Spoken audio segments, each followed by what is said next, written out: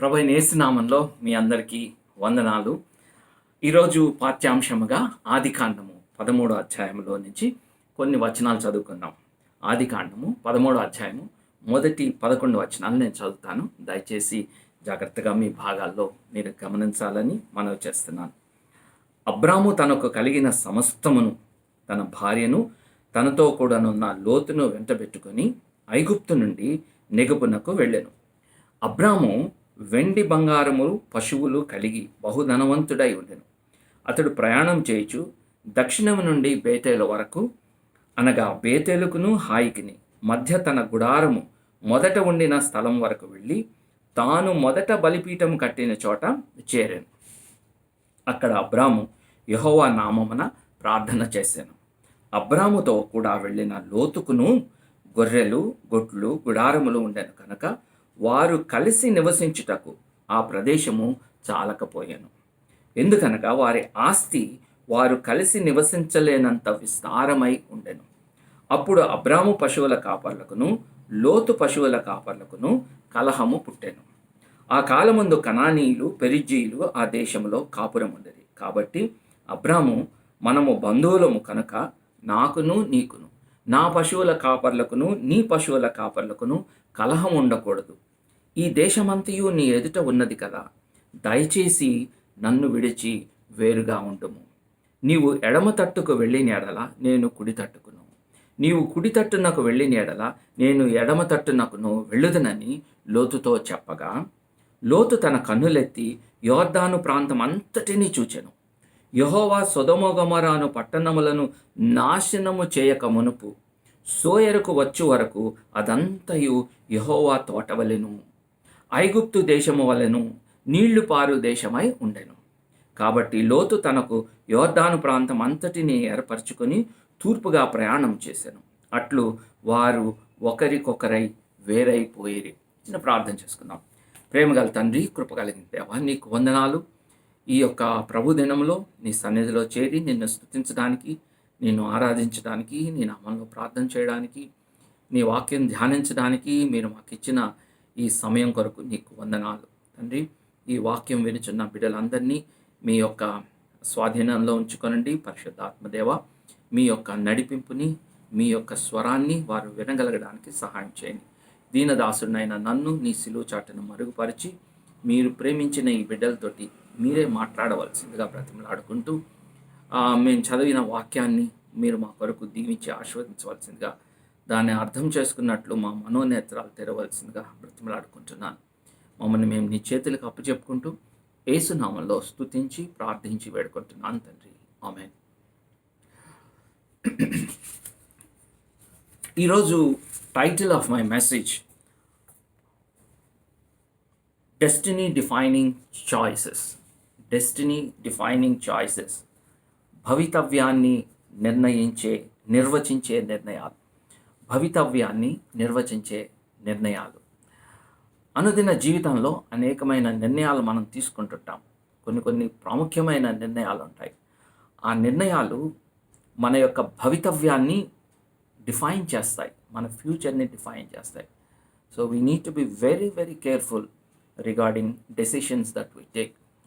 ఈ 13వ అధ్యాయంలో అబ్రహాము, లోతు అనే ఇద్దరు వ్యక్తుల్ని మనం చూస్తూ ఉన్నాం. ఇది మనకి సుపరిచితమైన భాగమే, కానీ వారి యొక్క నిర్ణయాలు,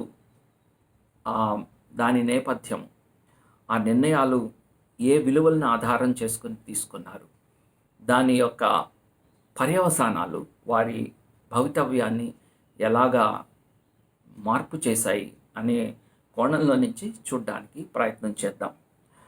ఈ యొక్క అంశాన్ని చూడడానికి ముందు నిజానికి నిర్ణయాలు ఎంత ఇంపార్టెంటా అని నేను ఆలోచిస్తున్నప్పుడు ఒక వెబ్సైట్లో ఆశ్చర్యకరమైన విషయాలు కొన్ని కనపడ్డాయి నాకు.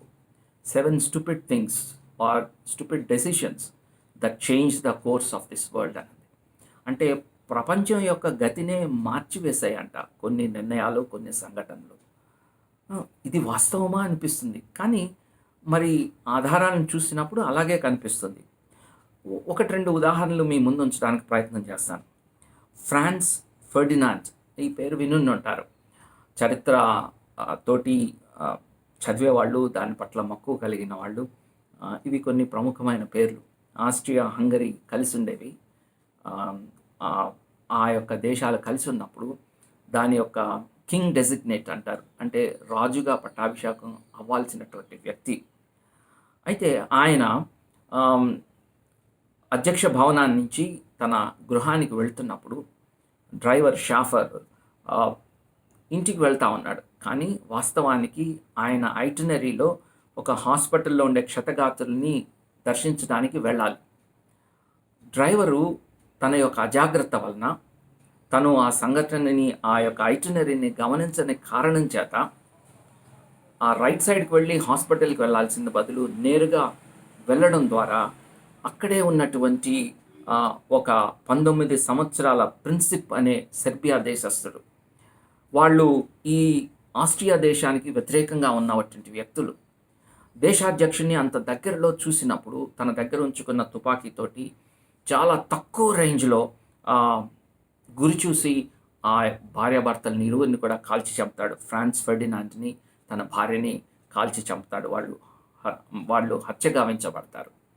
సో ఆ యొక్క పరిణామము దేనికి దారితీసింది అంటే, సెర్బులకి, ఆస్ట్రియాకి యుద్ధం జరుగుతుంది. ఆ యుద్ధంలో మిగిలిన దేశాలు కూడా వారి పక్షం తీసుకుంటాయి. కొందరు ఆస్ట్రియా పక్కని, కొందరు సెర్బియన్స్ పక్కని దేశాలు వరుసగట్టి యుద్ధం చేయడం ప్రారంభిస్తాయి. అదే మొదటి ప్రపంచ యుద్ధానికి ఆరంభం.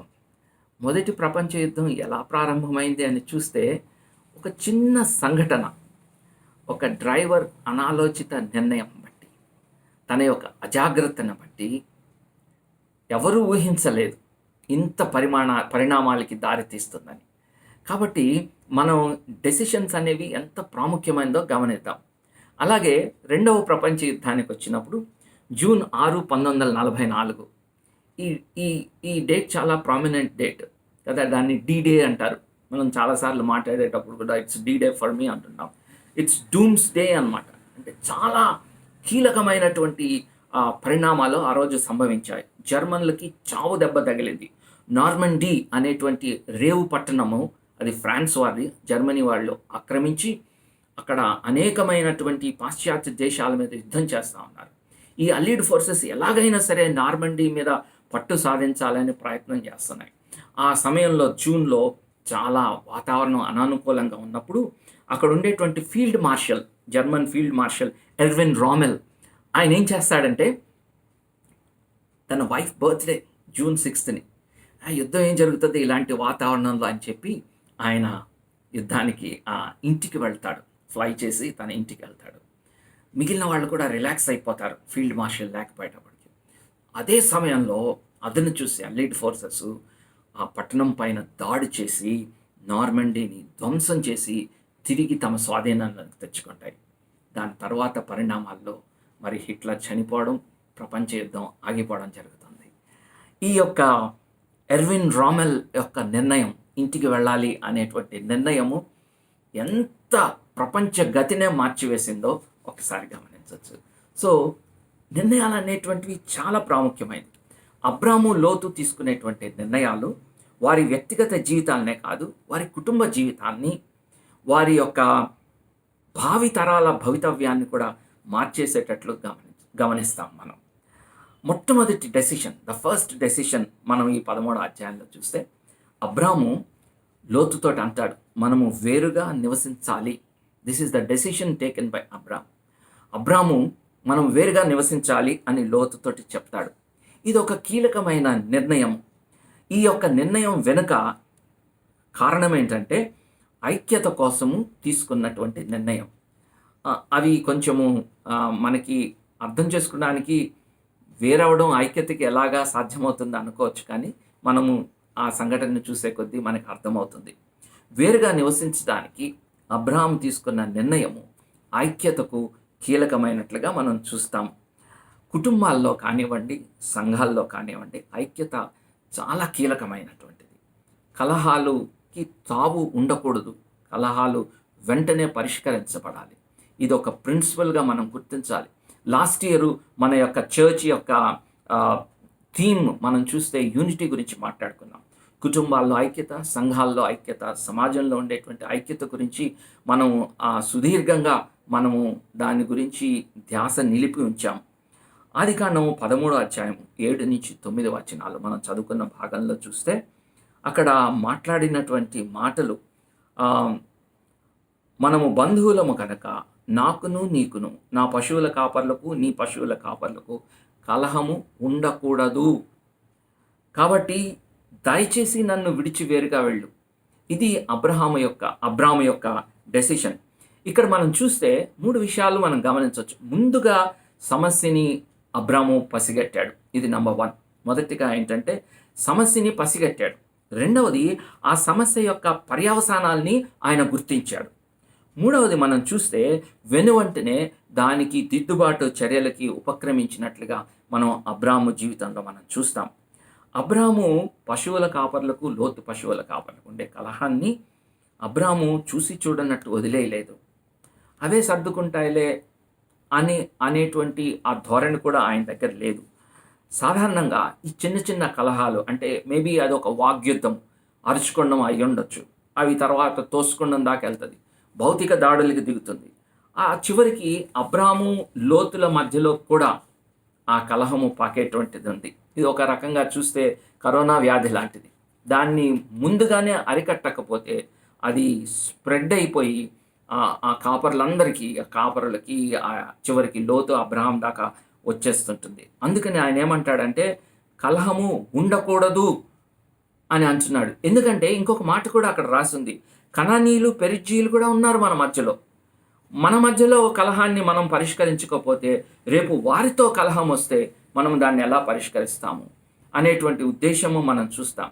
ఒక సామెత ఉంది ఇంగ్లీష్లో, a stitch in time saves 9, a stitch in time saves 9.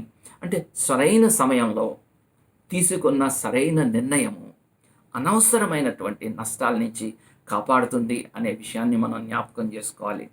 కలహాలు తీసుకొచ్చే సమస్యల కోణం నుంచే కాకుండా అసలు కలహం అనేదే ఉండకూడదు. అబ్రహాము ఈ విషయం గురించి మాట్లాడతాడు. ఎందుకు కలహం ఉండకూడదో కూడా చెప్తున్నాడు. కలహానికి మూలాలని చూడడం, ఆ సమస్యని పరిష్కరించడానికి ముందుకు రావడం, అంతేకాకుండా అసలు ఎందుకు ఉండకూడదు అనేది కూడా మాట్లాడతాడు. ఏమని అంటాడు? లోతుతోటి ఆయన అంటాడు, నువ్వు నేను బంధువులం కనుక కలహం ఉండకూడదు. Let's not have fighting between us, after all we are family. ఒక ట్రాన్స్లేషన్ ఉంది, let's not have fighting between us, after all we are family. మనం ఒక కుటుంబం, మనం బంధువులం, రక్త సంబంధీకులం. So what? బంధువులైతే కలహం ఉండకూడదా కదా? ఆ ప్రశ్న ఉంటుంది. దానికి ఆ వచనాన్ని జాగ్రత్తగా మనం చూస్తే ఒరిజినల్ హీబ్రూ భాషలో ఉండేదాన్ని, రకరకాలైన తర్జుమాలు ఇంగ్లీష్లో ఉన్నప్పుడు ఒక ట్రాన్స్లేషన్ని నేను చదువుతాను మీకు. We can't afford to let a rift develop between our clans. Close relatives such as we are must present a united front despite the danger they all faced from the tribes of Canaanites and Perizzites present in the land. We can't afford, దయచేసి ఆ మాటల్ని గమనించండి, we can't afford ఇలాంటి కలహాలు, తగాదాలు, వీటిని దాని వలన ఉత్పన్నమయ్యేటువంటి ఆ మూల్యాన్ని మనం చెల్లించలేము, మనం భరించలేము. ఆ తీవ్రమైనటువంటి దుష్పరిమాణాలు, దాని మూల్యం మనం చెల్లించలేము. We can't afford. ఇది మనం జాగ్రత్తగా గమనించాలి. కుటుంబాల్లో ఉండేటువంటి ఆ చిన్న చిన్న సమస్యలు, దాని వలన ఉత్పన్నమయ్యేటువంటి పరిణామాలు చాలా వెల చెల్లించాల్సి వస్తుంది. అందుకే అబ్రాములాగా వెంటనే ఆ సమస్య పరిష్కారానికి మనము ముందుకి ఉద్యమించాలి, ముందుకి రావాలి. సంఘాల్లో కూడా ఇదే సూత్రము వర్తిస్తుంది. ఇంకో మాట, we can't afford to let a rift develop అంటాడు. అనగా కలహం అనేది ఎప్పుడు కూడా డెవలప్ అవుతూ ఉంటుంది. దాని యొక్క నైజం అన్నమాట. ముందుగా చిన్న మనస్పర్ధ, ఒక చిన్న మాట తోటి ప్రారంభం అవుతుంది.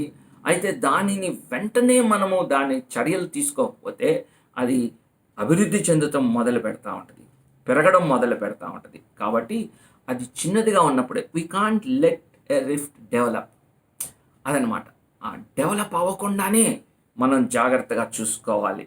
ఆ తర్వాత ఇంకొక మాట అంటాడు, we must present a United front. ఎందుకు బంధువులు అయితే కలహం ఉండకూడదా అన్నదానికి సమాధానం ఇక్కడ వస్తున్నది. ప్రజెంట్ ఎ యునైటెడ్ ఫ్రంట్. అరే, కుటుంబం అంటే కలిసికట్టుగా ఉండి పోరాడాలి. ఎవరితోటి? శత్రువుతోటి. అపవాది మన మీద దాడి చేస్తూ ఉంటాడు. అనేక రకాలైనటువంటి సమస్యలు, అనేక రకాలైనటువంటి దాడులు కుటుంబ వ్యవస్థ మీద జరుగుతున్నప్పుడు we must present a united front. కుటుంబంగా కలిసి పోరాడాలి. అక్కడ despite the danger from the tribes of Canaanites and Perizzite. వాళ్ళ చుట్టూ కనానీయులు, పెరిజీలు ఉన్నారండి కదా. వాళ్ళు వీరి యొక్క సంపదను చూసి, వారి ఐశ్వర్యాన్ని చూసి, వారి యొక్క గుడ్లు, వారి యొక్క గొర్రెలు ఇవన్నీ చూసి ఎప్పుడు అవకాశం దొరుకుతుందా, వారిని ఎప్పుడు దోచుకుందామా అన్నట్లుగా వారి నుంచి ప్రమాదం పొంచి ఉంది. అలాంటి నేపథ్యంలో అబ్రాము, లోతు యొక్క కుటుంబీకులు ఒక యునైటెడ్ ఫ్రంట్గా, ఒక కలిసికట్టుగా వారు ఆ ప్రమాదాన్ని ఎదుర్కోవాల్సింది పోయి వారిలో వారికే శత్రువులుగా ప్రవర్తించినట్లయితే, కలహించుకున్నట్లయితే ఎంత బలహీనపడిపోతారు, ఎంత నష్టాన్ని పొందుతారు. అదే అంటాడు. అందుకే అంటాడు, వీ కాంట్ అఫర్డ్. మనము ఆ మూల్యం చెల్లించలేము. మనం కలిసి శత్రువుని ఎదుర్కోవాలి అనేటువంటి మాటని మనం చూస్తూ ఉంటాం. ఆయన చెప్పిన మాట, మనము కుటుంబము, రక్త సంబంధీకులము. సంఘం అనేది అది కూడా రక్త సంబంధీకులే. ఇది భౌతికమైన ఒక కుటుంబంలో తండ్రి, తల్లి, పిల్లలు, అది భౌతికమైనటువంటి రక్త సంబంధం. అయితే సంఘంలో ఉండేటువంటిది ఆధ్యాత్మికమైన సంబంధం. ప్రభువైన యేసుక్రీస్తు పరిశుద్ధమైన దేవుడు నరావతారిగా వచ్చి నిన్ను నన్ను విమోచించడానికి ఆయన కలువరి శిలువలో రక్తాన్ని చిందించి మనల్ని విడిపించి పరలోక కుటుంబంలో సభ్యులుగా చేశాడు. తండ్రి అని పిలిచే అవకాశాన్ని ఇచ్చాడు. ఆయనని అన్నగా మనకి జ్యేష్ఠుడిగా ఉంటున్నాడు. ఒక కుటుంబం మనం అమూల్యమైన రక్తంతో కడగబడినటువంటి వారము. మనము ఎలాగా కలహాలు ఉండడానికి, కలహాలకి తావిస్తామో, ఐక్యతే మన బలము, ఐక్యతే కుటుంబానికి బలం, ఐక్యతే సంఘానికి బలం. ఒక ప్రాంతం ఉంది. ఆ ప్రాంతంలో వ్యక్తులు విభిన్నమైనటువంటి సామాజిక నేపథ్యాల నుంచి వచ్చారు, విభిన్నమైనటువంటి ఆర్థిక నేపథ్యాల నుంచి వచ్చారు, వివిధమైనటువంటి విద్యా నేపథ్యాల నుంచి వచ్చారు, కుటుంబ నేపథ్యాలు, జాతి నేపథ్యాలు, అంతటా భిన్నత్వం కనబడుతుంది. ఈ భిన్నమైనటువంటి వ్యక్తులు ఒక దగ్గరికి వచ్చి వాళ్ళు కలిసి జీవిస్తూ ఉంటుంటే అది ఒక పెద్ద ఆశ్చర్యకరమైన సంగతి. చుట్టుపక్కల ఉన్న ప్రజలు అబ్బురపడ్డారు, ఆశ్చర్యం నొందారు. ఎలాగ వీళ్ళు కలిసి ఉండగలుగుతున్నారు, ఇంత ఐక్యంగా ఎలా ఉండగలుగుతున్నారు, వారికి జాతి, మతి, కుల, భాష భేదాలు లేకుండా ఎలా ఉంటున్నారు అని వాళ్ళని మొట్టమొదటిసారిగా వాళ్ళకు పేరు పెట్టారు. ఆ పేరే క్రిస్టియన్, క్రైస్తవుడు. అంతియోక అనే సంఘంలో ఆ వివిధమైనటువంటి నేపథ్యాల మధ్యలో ఉండేటువంటి ప్రజలు కలిసి జీవిస్తున్నప్పుడు చుట్టుపక్కల వాళ్ళు పెట్టిన పేరు క్రైస్తవులు అనేటువంటిది. మన ఐక్యత, కుటుంబంలో ఉండేటువంటి ఐక్యత, సంఘంలో ఉండేటువంటి ఐక్యత, దానికి మనం సువార్తని పెద్దగా ప్రకటించాల్సిన అవసరం లేదు. మన జీవన విధానమే ఒక ప్రబలమైనటువంటి సాక్ష్యంగా ఈ లోకంలో ఉంటుంది అనే విషయాన్ని మీకు జ్ఞాపకం చేస్తున్నాను. అది ఆ యొక్క కీలకమైన సత్యాన్ని అబ్రాము ఎరిగిన వాడై లోతుతోటి అంటాడు, మనము బంధువులము కనుక కలహం ఉండకూడదు. We can't afford to have this kind of rifts in between us అని చాలా చక్కగా చెప్తుంటాడు. అయితే అసలు కలహం ఎందుకు వచ్చింది? కలహం ఉండకూడదు, బంధువులం కాబట్టి, రైట్. అయితే కలహం ఎందుకు వచ్చింది అనే మూలాలను కూడా అబ్రాము పరిశీలిస్తున్నట్టుగా మనం చూస్తాం. కలహం వచ్చినప్పుడు పైన సర్దుబాట్లు చేసుకోకూడదు. దాని మూలాల్ని పరిశీలించాలి, దాన్ని సమగ్రంగా తుడిచివేయాలి. అది కుటుంబాల్లో అయినా సరే, సంఘాల్లో అయినా సరే. పైన చేసినప్పుడు ఏమవుతుందంటే తాత్కాలిక ఉపశమనం కలగచ్చు, చేతులు ఒకళ్ళొకళ్ళు కలుపుకోవచ్చు, బాగానే ఉండొచ్చు. కానీ దీర్ఘకాలంలో ఆ సమస్య మరింత జటిలమై అది పరిష్కరించలేనంత జటిలమైపోతుంది అనే విషయాన్ని మటుకు మనం చాలా గమనించాలి. మనం చూస్తే 3వ వచనంలో అబ్రాము వెండి బంగారములు పశువులు కలిగి బహుధనవంతుడై ఉన్నాడు. 5-6 వచనాల్లో లోతు గురించి రాసింది. అబ్రాముతో కూడిన వెళ్ళిన లోతుకును గొర్రెలు, దొడ్లు, గుడారములు ఉండేను గనక వారు కలిసి నివసించుటకు ఆ ప్రదేశము చాలకపోయింది. ఎందుకనగా వారి ఆస్తి కలిసి నివసించలేనంత విస్తారమై ఉంది. లివింగ్ బైబిల్‌లో ఇట్లా ఉంటది. Lot had lot of wealth with sheep, cattle and many servants. There were too many animals for the available pastures. 2 సమస్యలు ఇక్కడ మనం చూస్తా ఉన్నాం. ఒకటేంటంటే విస్తారమైనటువంటి పశు సంపద, గొర్రెలు ఉన్నాయి. అంటే ఒక ఒక మేత భూమిలో 1000 గొర్రెలు సరిపోతుంది. అయితే ఒక 10,000 గొర్రెలు ఉన్నప్పుడు ఆ మేత భూమి ఎలా సరిపోతుంది? ఆ యొక్క గొర్రెలు బహుశా అర్ధాకలితో తిరిగి రావాలి. సో కాబట్టి ఆ గొర్రెల కాపరి ఆకలితో ఉన్న తన గొర్రెల్ని చూడలేడు ఆ పరిస్థితి. ఇంకో కాపరి దగ్గరికి వెళ్ళి, పొద్దున్నుంచి మీరు మేత మేపుతున్నారు కదా, మీరు వెళ్ళండి, ఇంకా మా గొర్రెల్ని కాచుకోవాలి. సో ఈ విధంగా వాగ్యుద్ధము, కలహము స్టార్ట్ అవుతుంది. సమస్య వాడి వాగ్యుద్ధానికి కారణం ఏంటంటే అక్కడ సరిపడనంత వనరులు లేవు. అది సమస్య ఒకటి. రెండవది ఏంటంటే మనం గమనించినట్లయితే వారు గుడారాలు కూడా ఎక్కువగా ఉన్నాయి. అంటే పనోళ్ళు ఎక్కువైపోయారు, మనుషులు ఎక్కువైపోయారు. గొర్రెలకి గుడారాలు వేయాలి, శాలలు ఉండాలి, పశువులకి కొట్టాలు ఉండాలి, అలాగే మనుషులు కూడా గుడారాలు వేసుకొని ఉండాలి. సో వారికి కలిసి ఆ ప్లేస్లో ఉండలేనంతగా అయిపోయినట్లుగా మనం చూస్తూ ఉంటున్నాం అన్నమాట. సో స్థలం అనేటువంటిది, ప్లేస్, వాళ్ళు నివసించడానికి ప్లేస్ తక్కువైంది, రిసోర్సెస్ కూడా తక్కువైనట్లు మనం చూస్తూ ఉన్నాం. ఆ కారణం చేత మరి అబ్రామ్ అంటున్నాడు లోతుతోటి, దయచేసి నన్ను విడిచి వేరుగా ఉండము. So this is the decision. Abram తీసుకున్నటువంటి నిర్ణయం ఏంటంటే నన్ను విడిచి వేరుగా ఉండు అనేటువంటి నిర్ణయాన్ని మనం చూస్తూ ఉన్నాం. ఒక్కటి గమనించండి ప్రియులారా, మనుషులు వేరవ్వలేదు. అబ్రాము వేరవ్వమన్నాడు అన్నప్పుడు ఆ నిర్ణయం వెనకాల మనం జాగ్రత్తగా గమనిస్తే మనుషులు వేరవ్వలేదు, వారి హృదయాలు వేరవ్వలేదు. ఏం వేరయ్యాయి? నివాసాలు వేరయ్యాయి. మన నివాసాలని వేరువేరుగా చేసుకుందాం. నువ్వు ఇటుపక్కకి వెళ్ళి నివసించు, నేను ఇటుపక్క వచ్చి నివసిస్తాను. కానీ వారి మనస్సులు, వారి హృదయాలు వేరవ్వలేదు అనే విషయాన్ని మనం గమనించుకుందాం. అబ్రాహాము తీసుకున్నటువంటి ఈ నిర్ణయం వలన వారి మధ్యలో ప్రేమ, సామరస్యత, ఐక్యత కాపాడబడుతుంది. బహుశా అక్కడే ఉండుంటే ఈ కీలకమైనటువంటి అంశాలు, వారి మధ్యలో ప్రేమ కానీ, వారి మధ్యలో ఐక్యత కానీ, వారి మధ్యలో సామరస్యత, ఇవన్నీ కొరవడి ఉండేవి. ఎంతో ప్రమాదకరమైన పరిస్థితులకి వెళ్ళి ఉండేవాళ్ళు. అందుకే అబ్రాహాము నిర్ణయము చాలా చక్కని నిర్ణయంగా కనబడతా ఉంది. అయితే లోకంలో చాలాసార్లు ఆయా కుటుంబాల మధ్యలో మనం చూసినప్పుడు వేరవుతున్నప్పుడు ఏ కారణం చేత వేరవుతున్నారు? తల్లిదండ్రులు గతించిన తర్వాత చాలాసార్లు పిల్లలు వేరవుతున్నటువంటి పరిస్థితుల్లో వారి మధ్యలో శత్రుత్వం, నీకెంత వచ్చింది, నాకెంత వచ్చింది అనేటువంటి ఈర్ష్య, ఒకసారి ద్వేషం, ఒకసారి అసూయ. ఎంత విచారకరం కదా! సరైన రీతిలో సమస్యని అర్థం చేసుకొని ప్రేమతోటి, ఐక్యతతోటి, సామరస్యపూర్వక ధోరణితోటి నివాసాలు వేరుపరచుకోవచ్చు. కానీ మనుషుల మధ్యలో ఆ ఐక్యత, ఆ యొక్క ప్రేమ, ఆ యొక్క సామరస్యత అవి పణంగా పెట్టి సెపరేట్ అవ్వడం అనేది చాలా ప్రమాదకరమైంది. అబ్రహాము యొక్క నిర్ణయంలో ఒక చక్కని ప్రిన్సిపల్ మనం నేర్చుకుంటున్నాం. ఎట్టి పరిస్థితుల్లో కూడా బంధువులు, కుటుంబాల మధ్యలో కలహాలు ఉండకూడదు. ఆ కలహాల్ని చాలా చక్కగా, కీలకమైన అంశాలు, కుటుంబంలో ఉండేటువంటి కీలకమైన అంశము ఐక్యత, ప్రేమ, సామరస్యత, వాటిని కాపాడుతూ సరైన నిర్ణయాలు తీసుకోవాలి. అందుకే లోతుకు ఒకసారి ప్రమాదం వచ్చినప్పుడు, ఈ తర్వాత అధ్యాయంలో 14వ అధ్యాయంలో తనని వేరే రాజులు వచ్చి తీసుకొని వెళ్ళిపోతున్నప్పుడు అబ్రహాముకి లోతుకి మధ్యలో ప్రేమ లేకుండా, లేకపోతే శత్రుత్వం లేదు.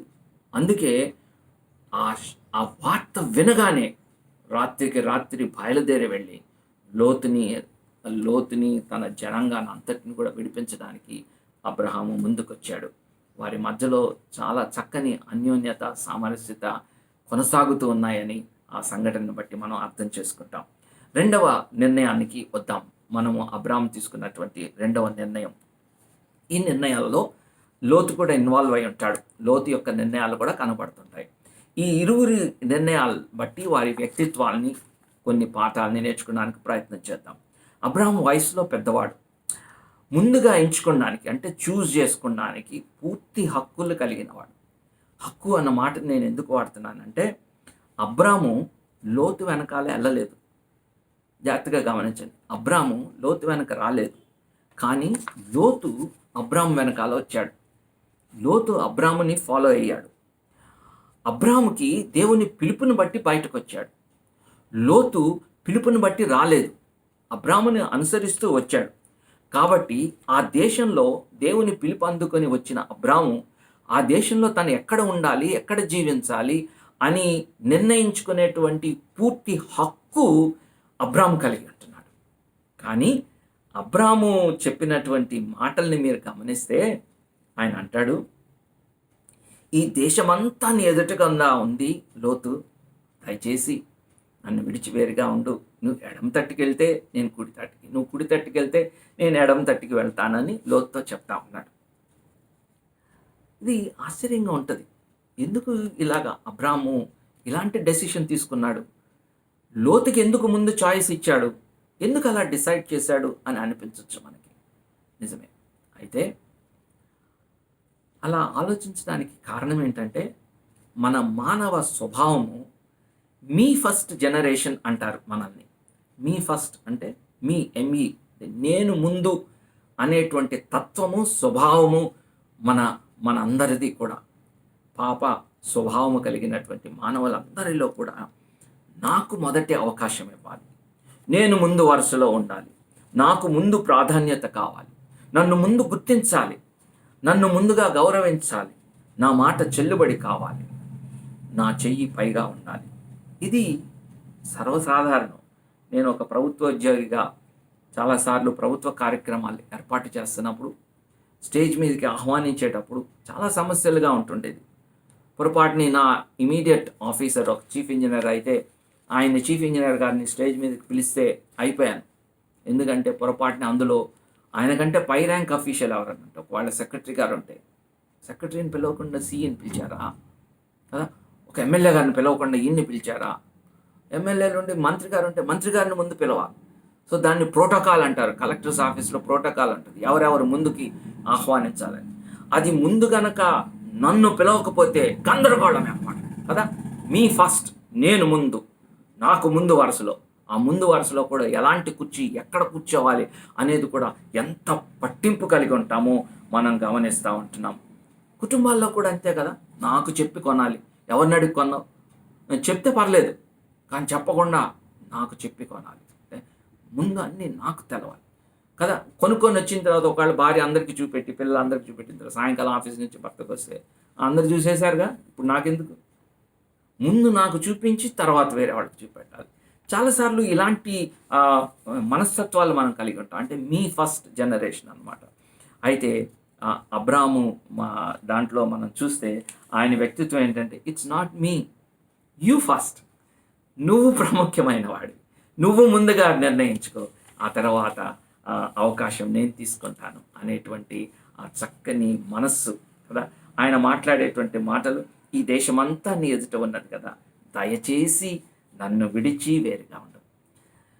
మీకు అనిపించడం లేదా ఆ మాటలు చూస్తూ ఉంటే, దయచేసి ప్లీజ్ అంటే ఆ మన్ననతో కూడినటువంటి సంభాషణ. చాలా పెద్దోడు కదా, రైట్, లోతు తమ్ముడు కొడుకు, అరే నేను ఇటు వెళ్తే నువ్వు అటెళ్ళు అని అట్లా అధికారంతో ఒక ఆజ్ఞాపూర్వకంగా కాదు. ఆ సంభాషణ ఎంత మన్ననతో కూడిన సంభాషణ. పెద్దవాడిగా ఆజ్ఞాపించడం కాదు కానీ వాత్సల్యంతో అర్థిస్తున్నట్లుగా కనబడుతుంది. మన మాట తీరు కుటుంబాలలో చక్కని సామరస్యత ఉండాలి. అనేక సమస్యలకి పరిష్కారం పోవాలి అంటే, చాలా సమస్యలకి కారణం మన నోరు. సంఘాల్లో సమస్యలకి కారణం నోర్లే. ఎట్లా పడితే అట్లా మాట్లాడుతుంటాం. ఆ నాలికకి ఎముక లేదు కాబట్టి ఇష్టానుసారంగా మాట్లాడుతుంటాం. ఉప్పు వేసినట్లు మీ సంభాషణ రుచికరంగా ఉండాలి అని దేవుని వాక్యం చెప్తుంది కదా.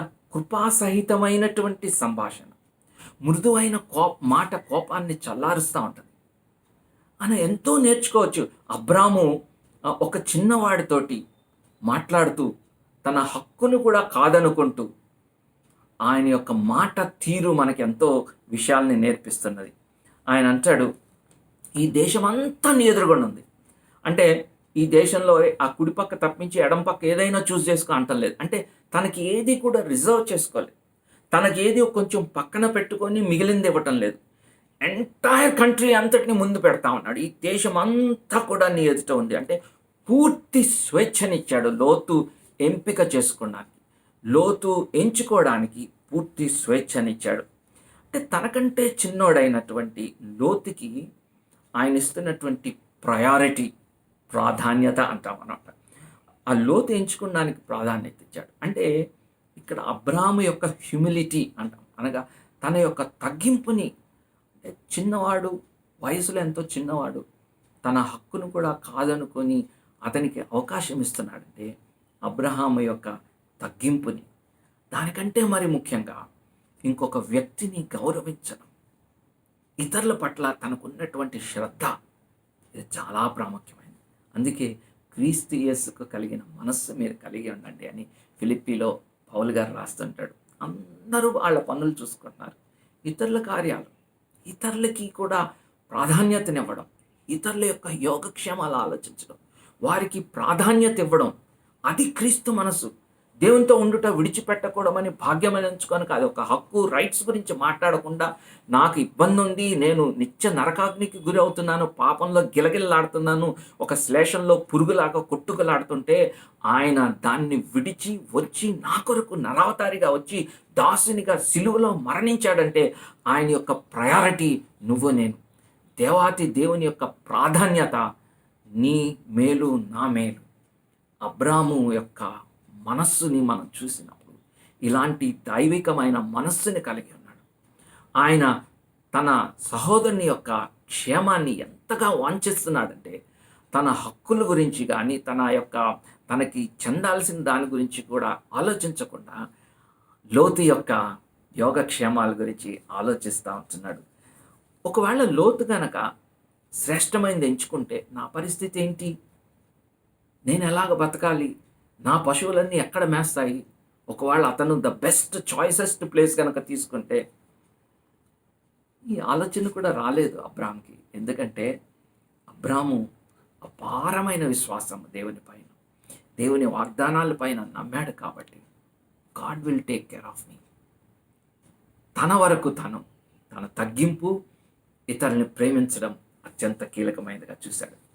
ఇది అబ్రాహాము నిర్ణయంలో, అంటే లోతు ఎంచుకున్నానికి అబ్రాహాము నిర్ణయం తీసుకున్నాడే, ఆ నిర్ణయం వెనుక అబ్రాహాము యొక్క తగ్గింపు, అబ్రాహాము లోతుకి ఇచ్చినటువంటి ప్రాధాన్యత, ఇతరులకు ఇస్తున్నటువంటి ప్రాధాన్యత, వారి యోగక్షేమాలకు ఇస్తున్నటువంటి ప్రాధాన్యత, అదే సమయంలో దేవుని పైన విశ్వాసంతో ఆయన ఈ నిర్ణయం తీసుకున్నట్టు మనకు అర్థమవుతుంది. సో కాబట్టి మనం నిర్ణయాలు తీసుకునేటప్పుడు ఇలాంటి తగ్గింపు మనసు, ఇలాంటి విశ్వాసము మనం అబ్రాహాం దగ్గర నుంచి నేర్చుకోవాలి. రైట్, లోతు విషయానికి మనం వద్దాం.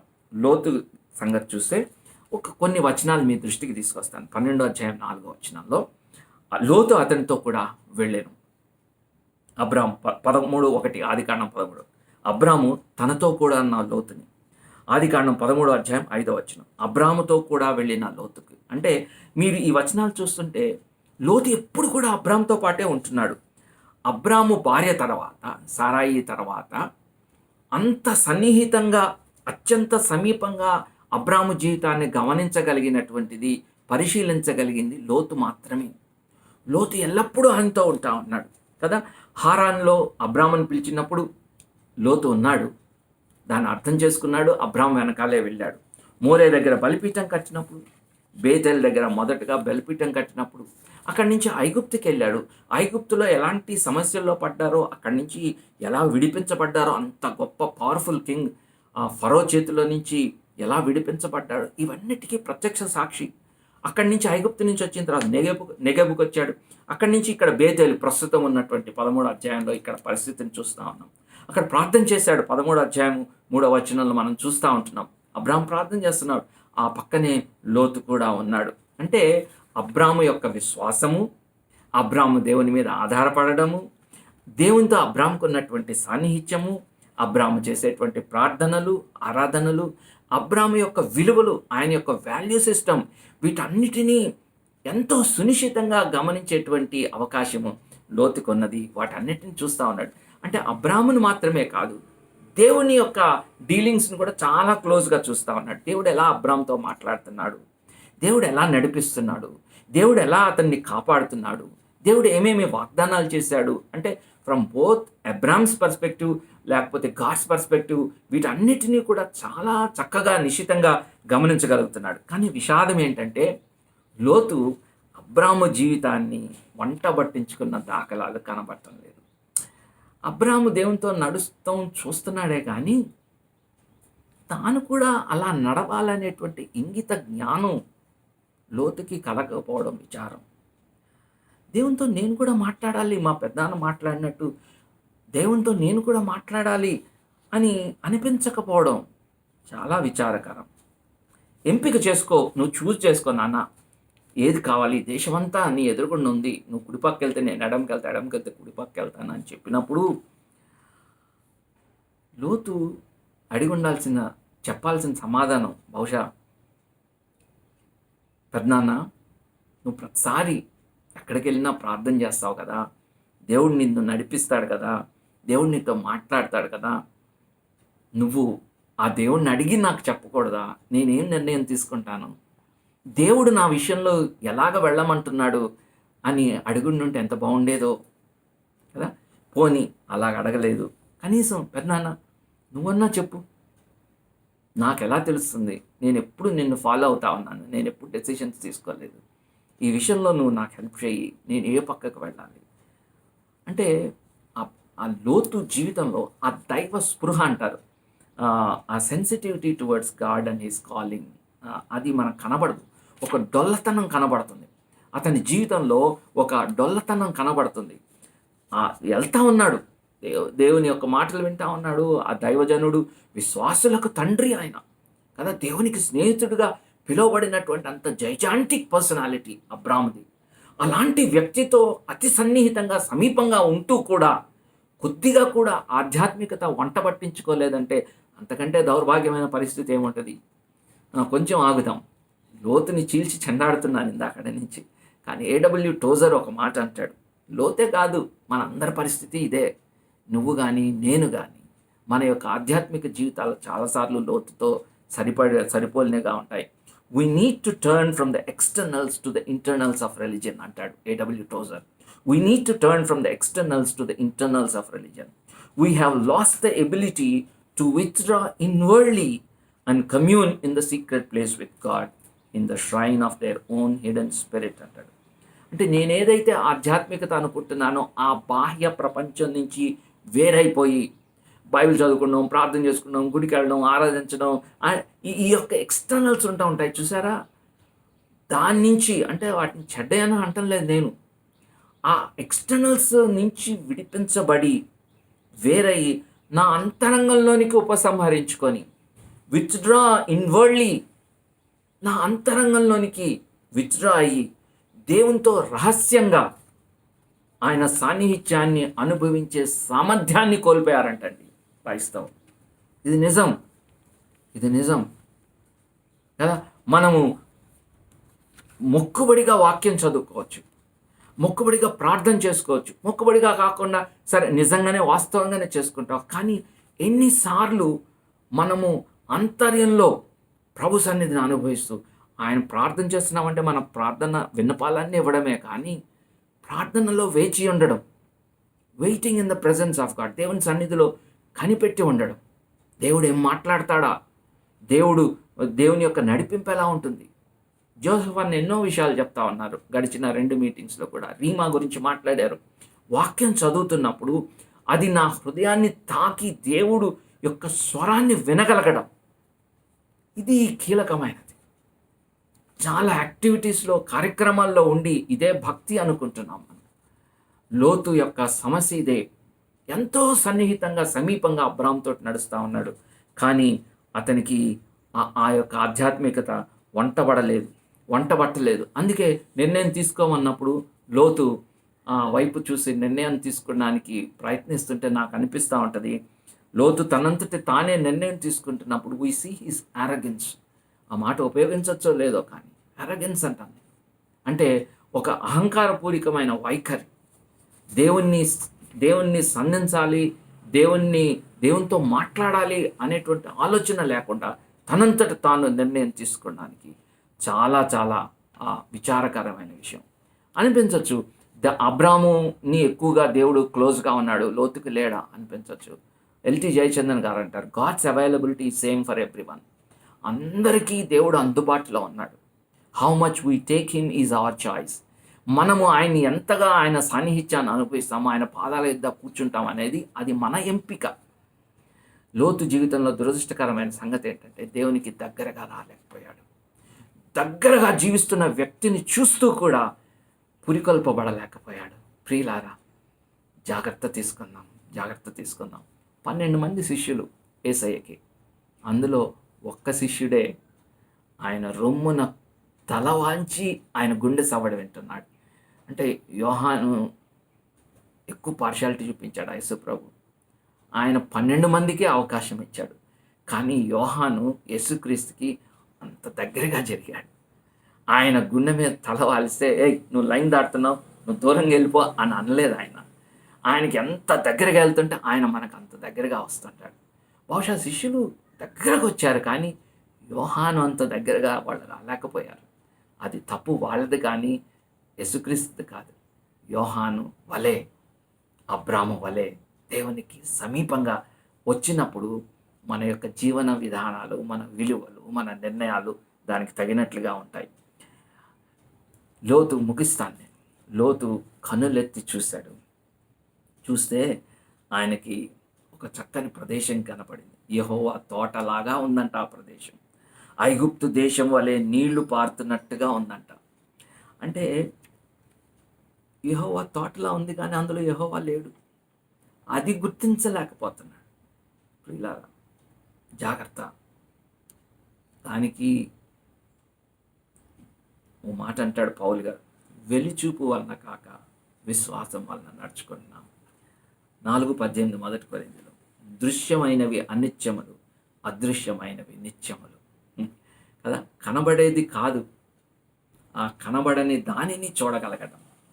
కనబడుతుంది మంచి తోట, కానీ అందులో దేవుడు లేడు అనే విషయం నువ్వు చూడలేకపోతున్నావు. యెహోవా తోటలాగా ఉంది, కానీ యెహోవా లేని తోట అది. ఐగుప్తు దేశం వల్లే నీళ్లు పారుతా ఉన్నాయి, కానీ అక్కడ ఆ నీళ్లతో పాటు పాపం కూడా ఏరులై పారుతుంది, అవినీతి ఏరులై పారుతా ఉంది. 13వ వచనం ఉంది, మనుషులు దుష్టత్వం ఉంది అక్కడ. యెహోవా దృష్టికి బహుపాపులై ఉన్నారు. ఆ విషయాలు చూడలేకపోవడం ఎంత శోచనీయం. ఎంతసేపటికి ఆ మెటీరియల్ థింగ్స్ని, భౌతికమైనటువంటి ఆ యొక్క ధన సంపదల్ని, సారవంతమైన భూమిని చూడగలుగుతున్నాడు, కానీ ఈ యొక్క ప్రాముఖ్యమైన విషయాన్ని మిస్ చేశాడు. ఈ దైవ దృష్టి కలిగి ఉండడం అత్యంత కీలకమైనది. ఎలా వస్తుంది ఈ దైవ దృష్టి? యేసుప్రభువుకు కూడా ఇలాంటి టెంప్టేషన్ వచ్చింది.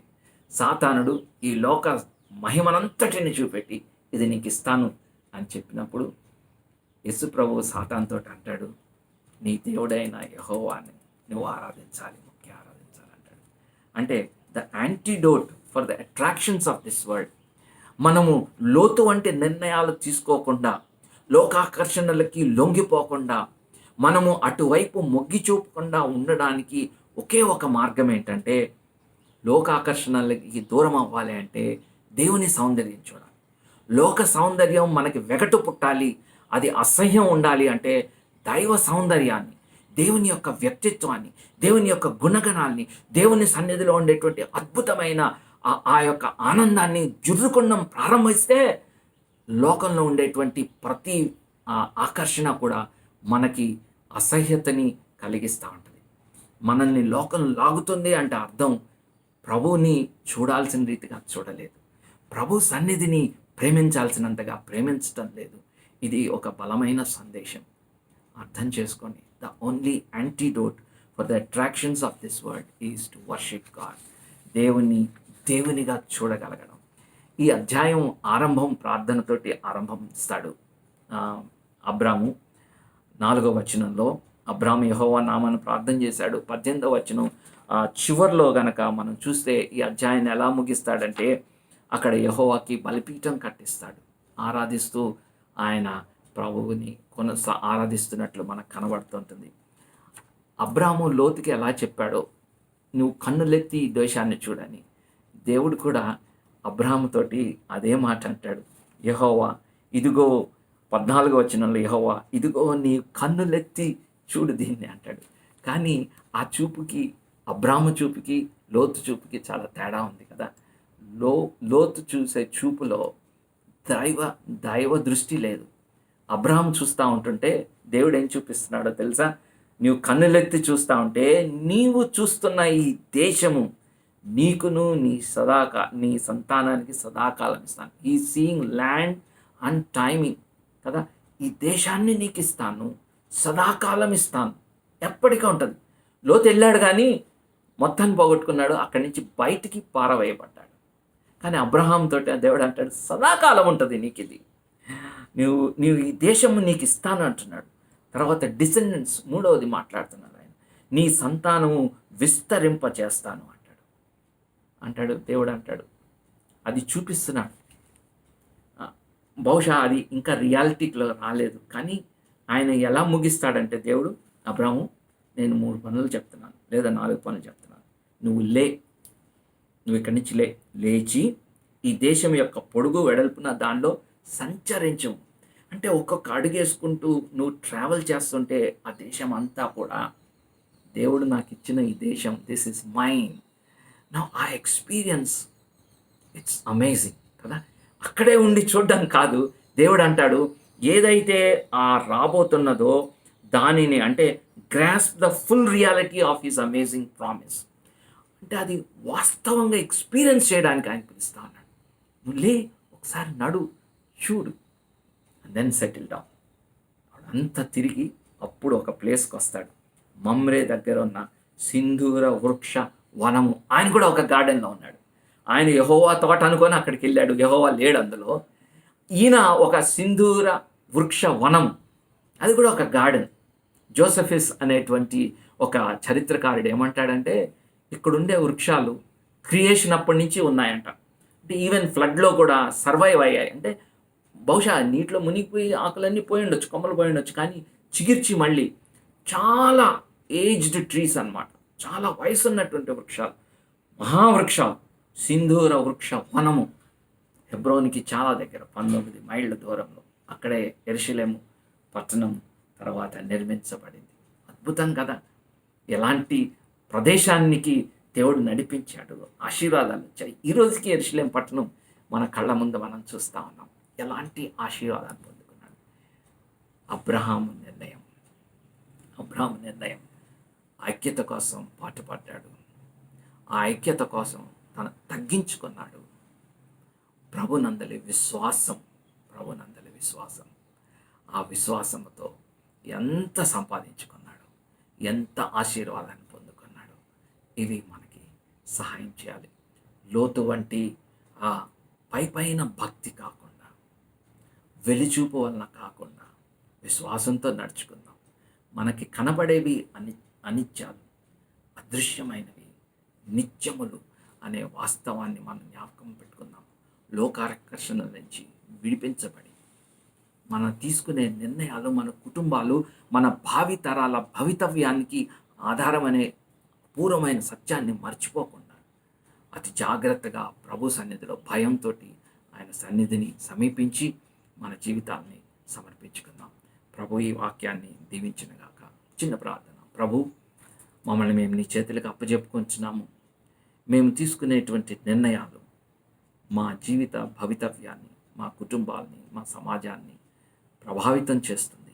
అబ్రాహాము నిర్ణయం నేటి వరకు మేము ఆ ఆశీర్వాదాన్ని అనుభవించగలుగుతున్నాము. లోతు యొక్క నిర్ణయం తండ్రి తీరని నష్టానికి, శాపానికి గురై నష్టపోయాడు తండ్రి. కనుక మేము మా జీవితాల్ని సరైన విలువలతోటి, వాక్యపు వెలుగులో, నీ సన్నిధిలో, నీ పైన ఆధారపడుతూ మేము నిర్ణయాలు తీసుకున్నానికి, దాన్ని అనుసరించి నడవడానికి సహాయం చేయమని మమ్మల్ని మేము నీ చేతులకు అప్పచెప్పుకుంటూ యేసుక్రీస్తు నామములో ప్రార్థిస్తున్నాను తండ్రి. ఆమేన్.